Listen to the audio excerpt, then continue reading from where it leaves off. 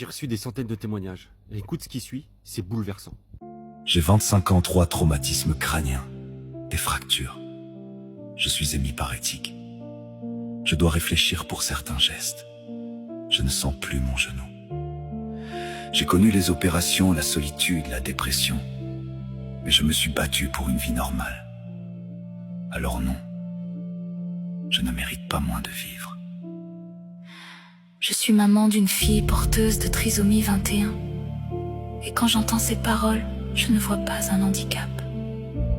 Je vois ma fille, son sourire, sa force, sa vie. Et personne ne devrait avoir à défendre le droit de son enfant d'exister.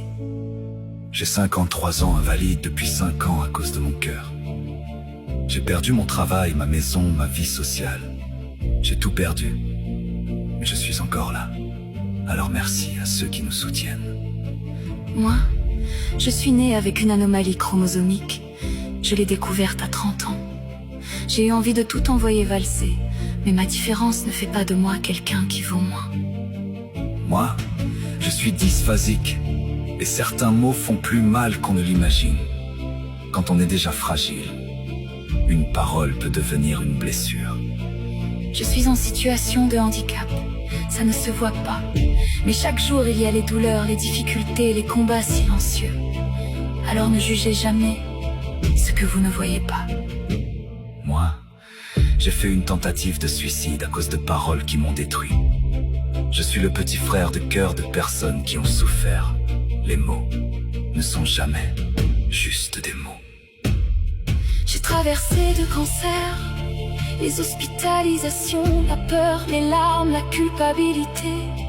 Parfois je demandais même pardon d'être malade. Merci à ceux qui nous rappellent qu'on a encore le droit d'espérer. Moi aussi, je suis handicapé.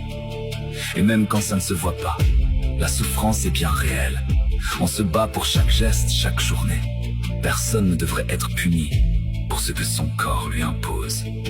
Après un accident du travail, ma vie a basculé. J'ai dû accepter le handicap, abandonner ce que j'avais construit. En une fraction de seconde, tout peut changer. Alors avant de juger quelqu'un,